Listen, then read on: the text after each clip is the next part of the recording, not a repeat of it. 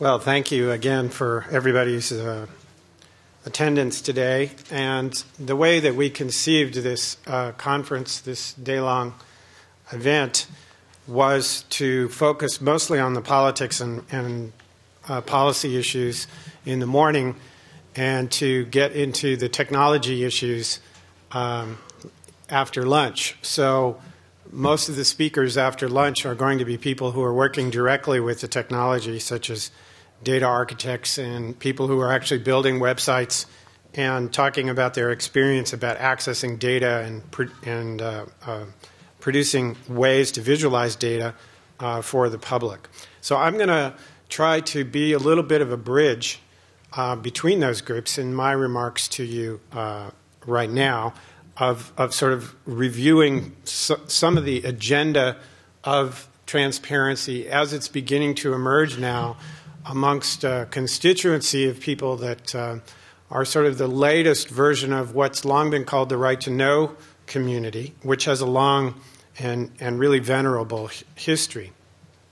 So as we noted this morning, that one of the reasons why this is particularly appropriate to do this here at the LBJ Library is because LBJ signed the Freedom of Information Act on September 6, 1966. As Susan Combs noted, he signed it somewhat reluctantly. LBJ was not convinced that this was all that good for the country. It was really a crusade by one member of Congress, John Moss, a congressman from California, who really pushed this strongly, backed by a really broad coalition of people who wanted better access to government information. But LBJ did sign the bill, and it became really the kind of standard for government openness throughout the country, and continues to be today, that most government levels, local governments, state governments, and so on, look to the Freedom of Information Act as kind of the benchmark for the way that they handle records.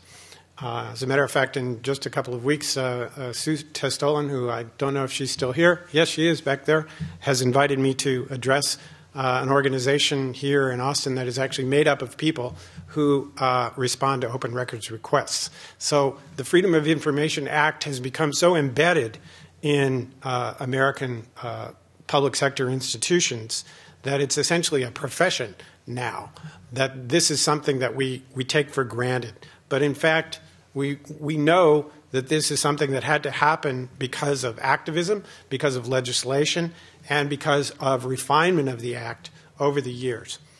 So President Clinton signed the Electronic FOIA Act in 1996, which extended these kinds of protections of openness to electronic records.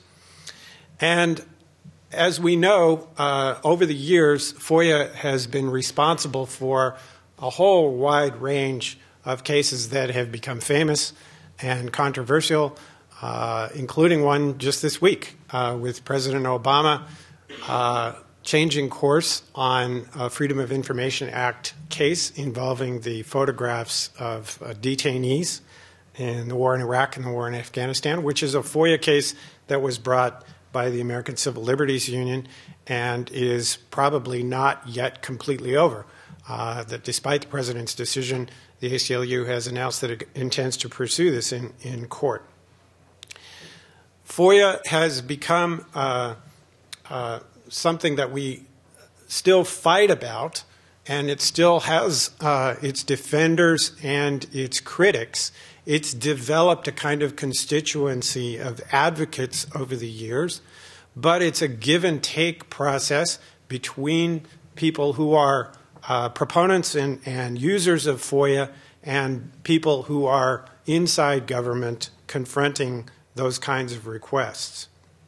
So FOIA has had its problems, and these are some of the nature of the criticisms that over the time FOIA requests have piled up. There is almost always a backlog of FOIA requests at the federal government level.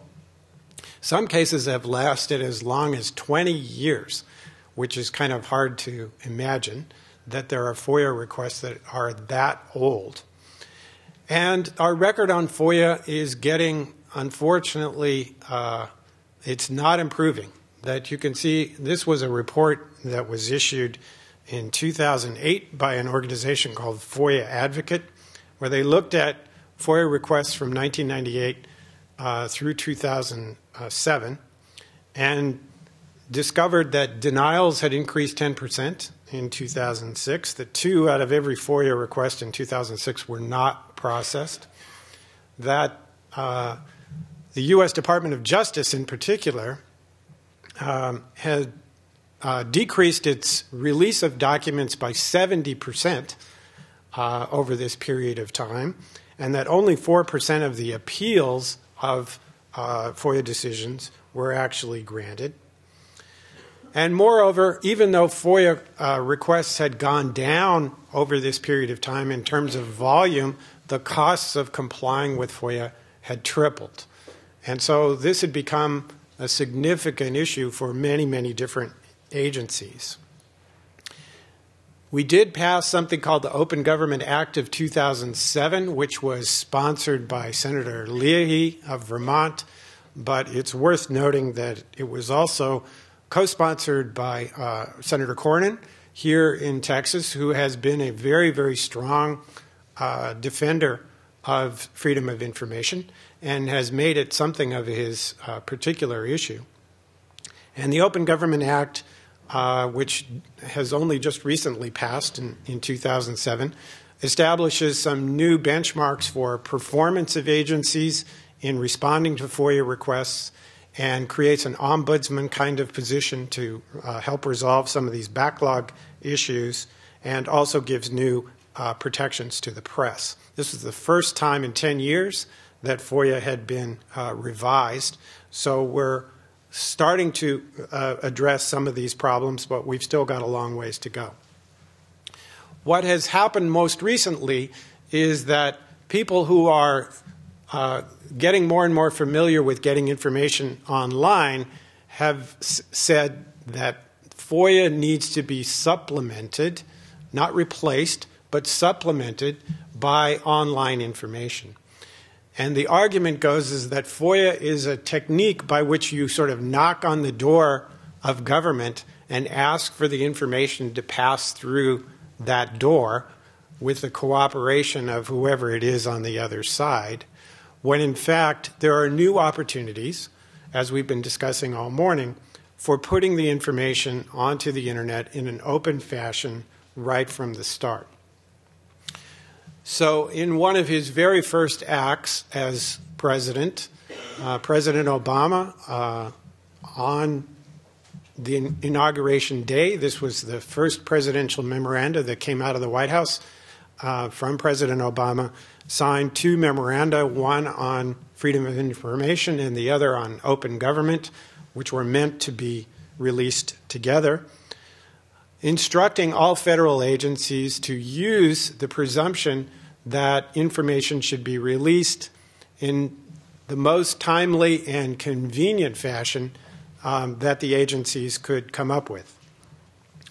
So this has been the product of a kind of new movement, a new constituency, if you will, of transparency. This new kind of national movement, especially of younger people who are familiar with using the internet, represented, for example, by an event that happened not too long ago in March, sponsored by the Sunlight Foundation in Washington, D.C., called Transparency Camp, where 300 people from all over the country assembled in Washington, D.C. at the George Washington University campus to participate in a brainstorming session for 2 days about how to extend more transparency in the federal government. And it's interesting to note, this is one of the things that I found most interesting about this event, and one of our students from our class attended this event, is that a camp-style event, which is becoming more popular these days, is an event in which there's no agenda, there's no set speakers, there's no program, that people just simply show up at an event and they decide at the event in real time what it is they're going to talk about and what gets priority. And this has worked well for groups like we have Austin Bar Camp here in Austin for programmers to get together and simply work on applications and programs that they decide are things that they want to do. But this is the first time that I've seen this style of event actually attract officials from the White House, from the State Department, from even the Department of Defense, which is something that you simply couldn't have imagined even a year ago, that this is a style of activity and a subject that is attracting officials from deep inside the federal bureaucracy. So these are the technology keys that we're beginning to discuss and that we have discussed a little bit already this morning, that we see as the kind of fundamental building blocks of this new kind of era of transparency. The first is open format data. And Aaron from the City of Austin mentioned this. What kind of data are we talking about? We're talking about data that is non-proprietary, that is in an open format that can be used by anybody online, accompanied by, in most cases, what we call application programming interfaces, or APIs. And I'll talk a little bit more about that in just a minute or two. We do need, as Paul noted, we need a robust and technically competent right-to-know community. That is, we need people who are technically competent with writing programs and applications to be involved in the right-to-know community. And in many cases, these are through nonprofit organizations and often through volunteer-like experiences. We've gone through a period of time, a long time. I've been doing this 25 years. I started as the executive director of Computer Professionals for Social Responsibility, which is the first organization of computer scientists oriented towards public interest work. And it's been relatively rare, quite honestly, to find that there was a huge commitment on the part of technically competent computer programmers towards public interest ends. That is changing. It's changing, and it's been changing over the last few years. This is a welcome sign that we're beginning to see people with very, very top technology skills dedicate themselves to public interest projects. And then finally, and this is something that I think all of us consider to be an essential component, which is what we've been talking about this morning, is that government needs to be committed to this. That is, we need to move in a positive and cooperative fashion to get government officials, and particularly the kinds of managers of agencies and institutions within the public sector, to commit to putting data online. And we're talking about all of the data. With the exception of things that are left out for sensitivity reasons, we want all the data. So here's the kinds of things we're talking about with respect to open data. That open data should be in a non-proprietary format, accessible and usable by programmers. We have seen over the past few years a lot of information come online from government sources. But it tends to be in proprietary formats, such as Microsoft formats, or in portable document format, PDF files, which is a format that has become now an international standard. That is, it technically is an open data format, but it's not a format that's designed for data accessibility. It's a format designed for printing documents. That's what it was designed for. And so it's not a trivial task. It is possible, but not a trivial task, to get that information out of the PDF format and into a program that can do something else with the data besides print it out. The data should be addressable and citable by data element. And Salona Bonwald, who's here, is going to talk about this a little bit later with the project that she's doing called citability.org, which is a website to promote new standards in how programmers can actually address individual data elements, so that when government information is put online, people will be able to tell when it's changed and when and how you can find it. The data should be machine readable. That means that it should be processable by computers, and that it should have accompanying metadata. That is, information about that information. So when there is metadata used by the processing systems of government, that should be part of what gets transferred to the public as well. To give you one example, just in the past 10 days, the Sunlight Foundation had been lobbying the Senate to produce all of the Senate votes with accompanying XML formatting, and the Senate finally agreed to do that. So now Senate voting records are produced with accompanying metadata, which is a good step forward. These are the kinds of things that we're doing little by little to move us in the direction of these kinds of goals. And finally, the data should have public APIs, the application programming interfaces that I talked about. And this is an example of an API. This is one that's familiar to most people now.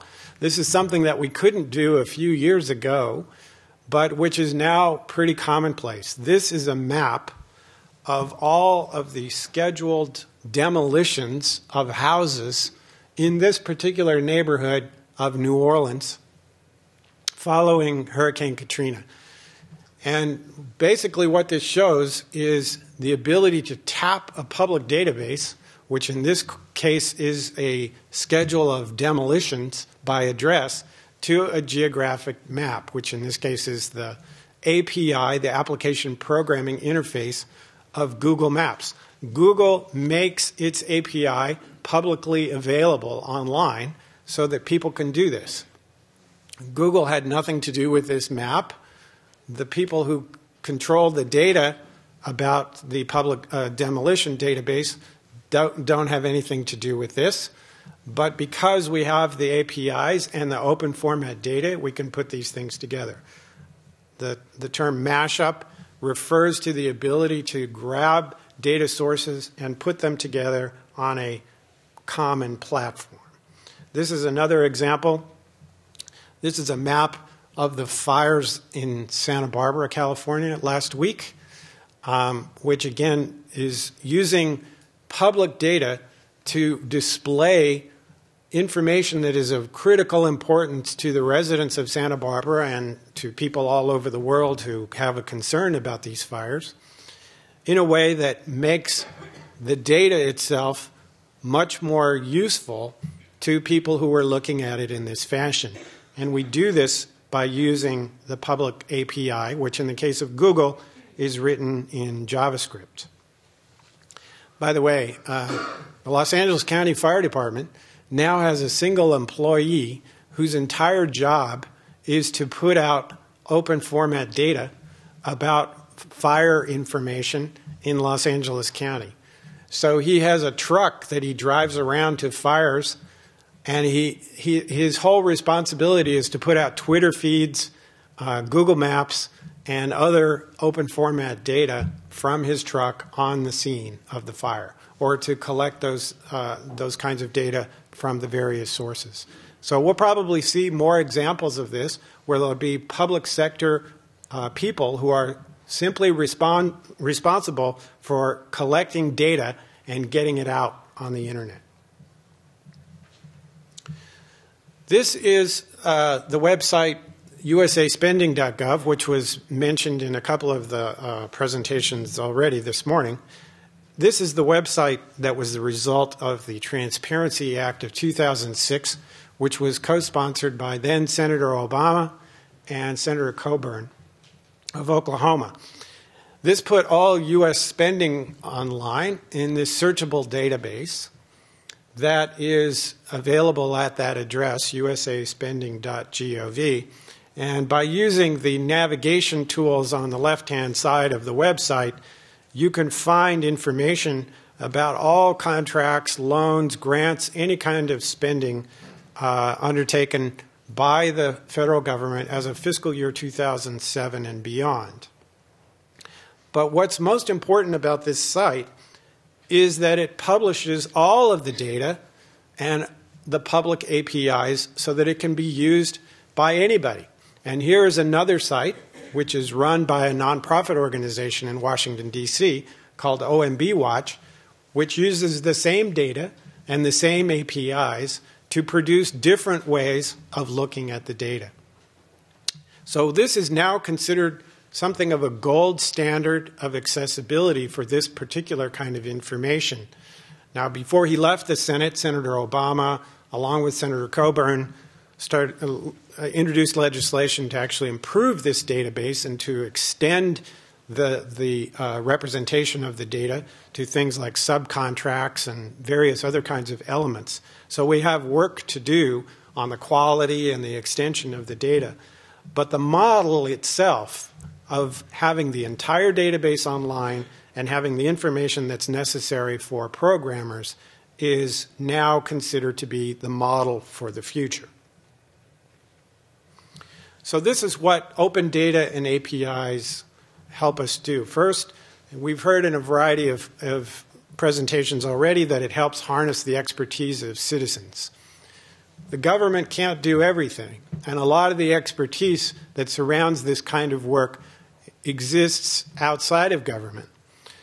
But if the data is made available, and especially if the government becomes a guarantor of quality data, we can tap the expertise, and particularly programming expertise and data visualization expertise of citizens.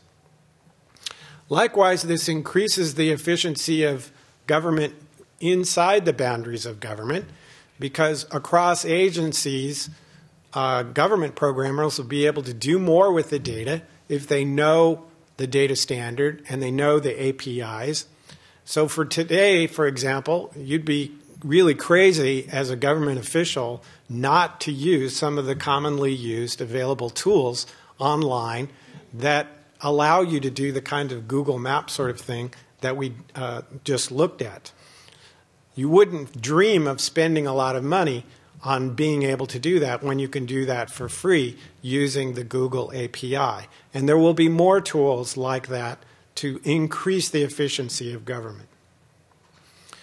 Another important aspect of this, and Senator Bradley touched on this, and so have some of the other presenters, is what we call the ability of connecting the dots. That is, of taking various data sources and putting them together in ways that may give us insights into the way government is operating, but which are not part of the routine function of government. So, for example, one of the things that could happen if we change the way that we report spending data in Texas is to be able to cross the boundaries of, say, school district information with state funding information. Those two things are difficult to combine today.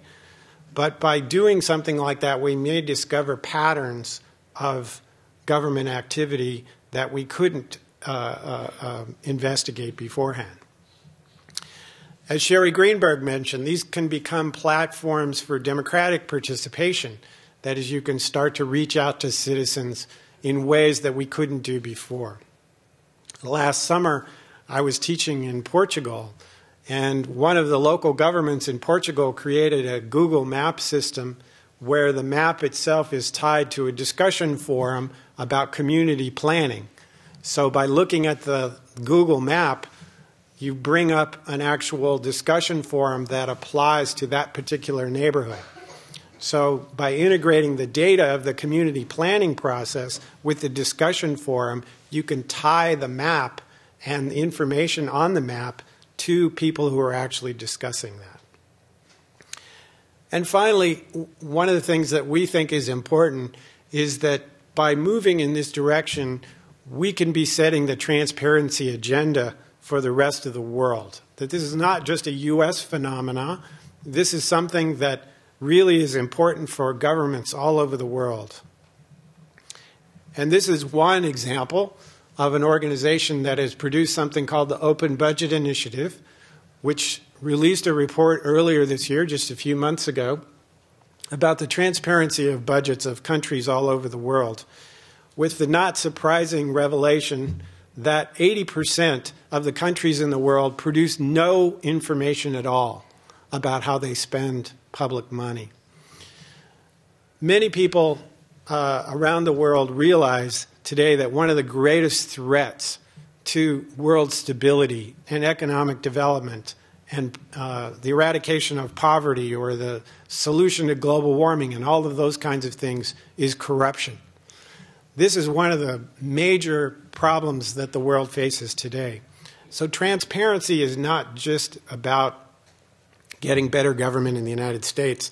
It's about waging one of the most critical wars or conflicts all over the world against corruption. So this is what we have produced, our class, and so far the kind of work that we consider to be ongoing at this particular time is this website called interactivebudget.org, and this is a picture of it. I recommend you visiting that when you get a chance. Right now it's a fairly digestible summary of the kinds of things that we've been doing in our policy research project, but we hope to soon have some demonstration budgets online to give you an idea of what we think is possible. And these are the kinds of things that we think are ahead of us that we think are really an important program of work at the LBJ School. Creating standards for public budgets online. This was mentioned in Aaron's comment. Who is driving the standardization process so that we can develop applications? In collaboration with organizations like the Sunlight Foundation or the League of Technical Voters, we can create standards for public budgets online so that organizations around the world can be held accountable to a certain kind of standard of transparency. And then developing applications for that. So getting the programmers tasked to actually tapping these data sources so that we can build independent assessment tools. An important part of what we think is possible is linking budget data with spending data. I showed you the usaspending.gov site. There's no connection right now in the federal government between the president's budget or the budget that goes through Congress and the spending database. There's no way to link those two things together right now. So we see this as an opportunity in working with the Office of Management and Budget and eventually with the Congress to be able to link these two things together and approach what accountants call full cycle accounting. As Sherry and Talmadge Heflin mentioned, we have a lot of work to do on making the appropriations process more transparent so that we can actually follow what's happening so that when budgets land in the legislative bodies, that we can track what's happening to them so they don't pop out of a black box, that we actually get to watch how the budgets are transformed in the process of the appropriations. And then finally, as I mentioned, the ability to link budgets with other data sources. Once we have these kinds of standards and we have the data in an open format and we're building these applications, then we can start to pull in data from other kinds of things to do what-ifs and ad hoc kind of analyses, some of which you're going to hear some experiments in later on this afternoon after lunch. Here's the biggest problem and the biggest challenge, and this is something that's sort of related to the PDF problem, and that is that government, like most institutions, this is not limited to government, but especially government, has been built on documents. And the document era is coming to an end. This is probably one of the biggest transformations that's happening in our society today, but we all see it happening, that the concept of information being tied to documents is a concept that we can see the horizon of that coming to an end.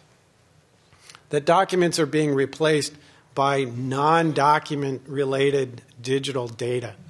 Facebook, Twitter, email messages, databases, all kinds of different things which were never really meant to be documents are rising in significance and importance and influence in society. And the things that actually get printed as documents are probably fading in influence. So one of the things that is a big challenge for all of us is to make sense of this transition, particularly in terms of governments, because governments are already filling up with digital data that is non-document related, and they need to make sense of how to make that transition.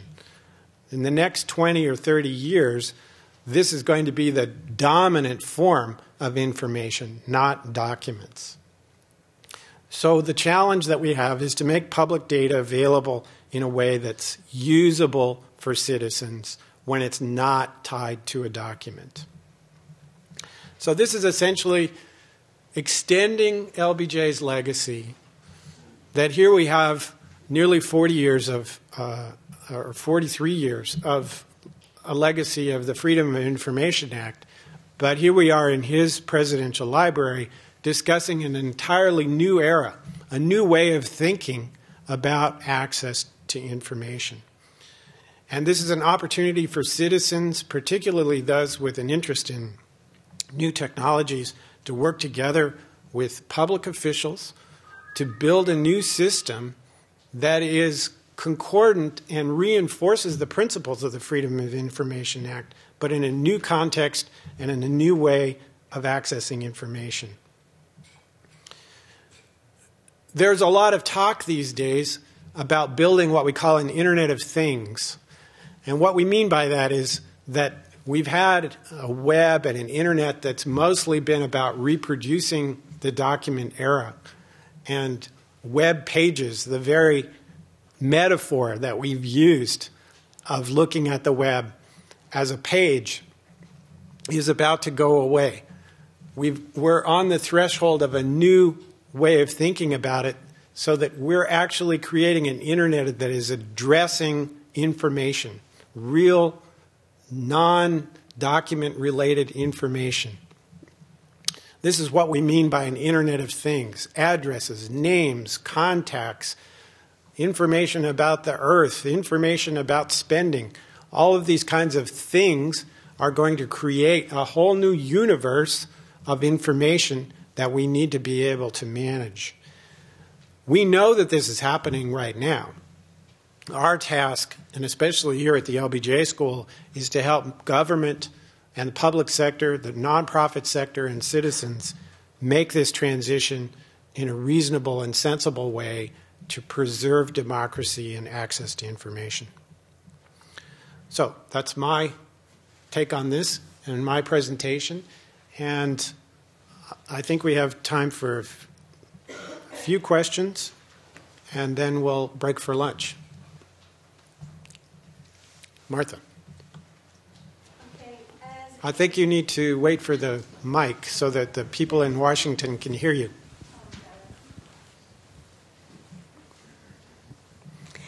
As a member of the community and not that computer savvy and not a Twitterer or a blogger, I want to know what is the best way for me to have input in the government and have my say and my vote be part of what the public demands. It's a good question, and certainly one that city officials in particular are interested in exploring, because, as has been mentioned before, the city is embarking on a relaunch, a reconceptualization of its web presence. And as a matter of fact, a small group of us, many of whom are in this room, are meeting tomorrow morning at City Hall to talk about that issue, hoping to extend some of the ideas that we've been talking about at this conference into a more focused discussion about the city's opportunities.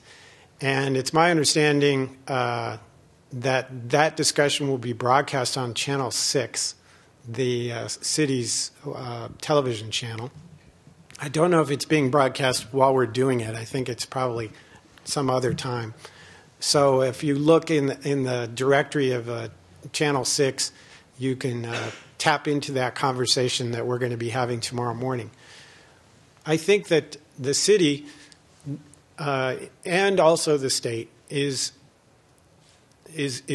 a little bit unsure about how to move into this area of participative government. And it's something that we're sort of exploring, and it's going to take some time for us to figure out how to do this well. Fortunately, a lot of people, such as the city of Portland, for example, that Sherry mentioned, or places outside of the United States, have had a lot of experience with this already. And so we're going to be looking to them to find out how to answer your question. And I'm excited about that. I think it's going to be great. I hope that in a couple of years from now, people are going to look at the city of Austin on the web and say, these guys really did it right. Other questions? Yes.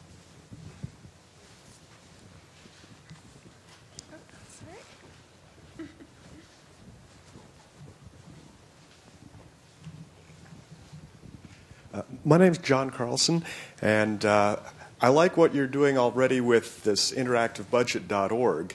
I think this is a great start, shows me where my money's going, but I would also like to know what we can do to help assure some control over where our money's going. Specifically, I'd like to know how I can know that when I vote for a candidate or for a measure, that my vote is being cast, and will I be able to, say, see the results of a poll, the results of an election at my particular polling place on a web page somewhere? Can I download that into my spreadsheet program, count the votes myself to audit and check to see if I can tally and verify the election was held in a proper fashion? Are you working in that direction? No, but I can point you in the direction of one of the alumni of the LBJ school, Dana DuBeauvoir, who's the person who oversees elections in Travis County, and I think that that's definitely something that you could raise with her. I know that she's very, very interested and committed to these kinds of things. You can look up the results of elections in your precinct. That kind of information is online. I have not yet seen the ability to actually count an election yourself yet. I think that would be challenging from a data processing standpoint, but I think that's something that would be interesting to raise with Dana. Louis? So much of what we talked about today really relates to change, and change within the government way of doing things, which might make pulling teeth look like a vacation. So how much do you think this change is going to originate from the citizens and the community itself? Or does it really take a dedicated leader, an elected official, somebody within the department director level at the city, for example? Or is it going to come from the top or bottom up? That's a good question. And I think the answer is really all of the above.